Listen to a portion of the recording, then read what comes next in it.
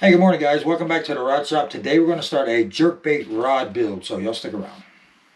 Okay, I'm starting this rod build for a out-of-state client. I've been back and forth with emails. We've got the basic details worked out. He wants a lightweight jerkbait rod for like quarter to half ounce jerkbaits. The blanket we've picked to start with is the 6406 SJ703-1 medium light extra fast. Now this rod is a workhorse for lightweight baits, whether it's worm or hard bait techniques.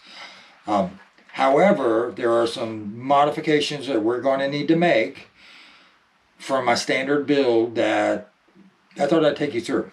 I've been working back and forth on emails with this out-of-state client, and what I've done, I've got a notes.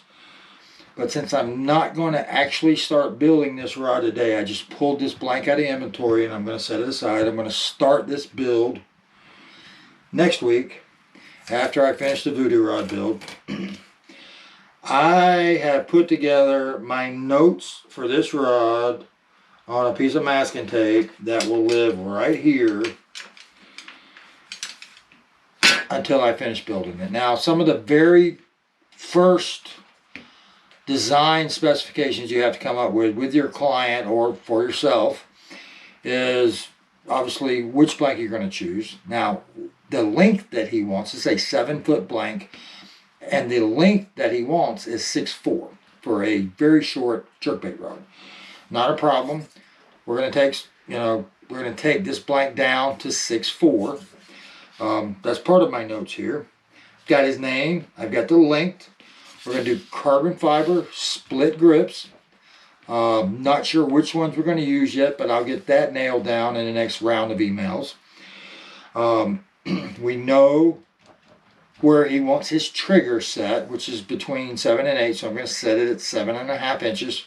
Again, very short handle so you can jerk bait without it getting caught on your jacket or your shirt, or some of us who have larger midsections. You have to work around those. It's going to be a spiral left casting rod, so we're going to set the stripper guide on the top and we're going to start our spiral to the left because he uses left-handed bait casters. It doesn't affect the performance which way you go. It does affect the durability of your transition guides because I always want to transition to the side that the reel handle is on, because everybody who has ever fished out a boat, when they set a rod down, they will sit it down with the reel handle up. Rides in the boat better. What else we got for information here?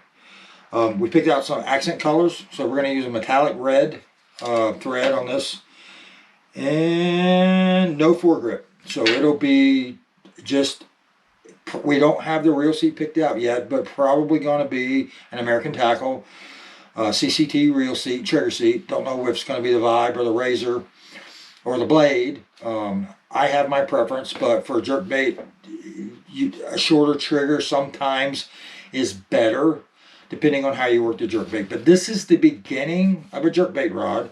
I've got most of the basic information. I'm going to do another round of emails to narrow everything down. And then next week, we're going to shorten this rod. We're going to start building the handles and the reel seat, and we'll get started on it. So thanks for watching, guys. I'll see you next time.